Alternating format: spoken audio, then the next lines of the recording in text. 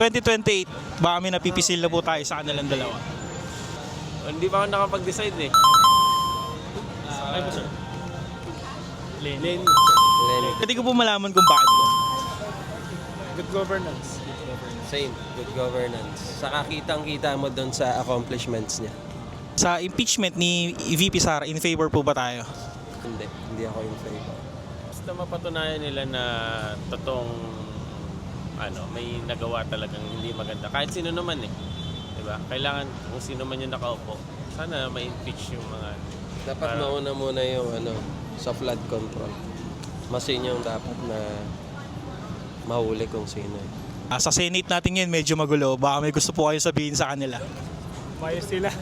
Kasi pag pag open mo pa lang na cellphone, puro sila na yung nakikita mo eh. Kasi ang dami dapat i-priority na kailangan ng kababayan natin pero inuna nila yung pansariling interest nila. Iniisip ko merong something behind large reason na hindi natin maintindihan ngayon pero for sure merong reason kung bakit sila nag-aaway. Sir, yun lang naman po. Thank you so much po sa inyo.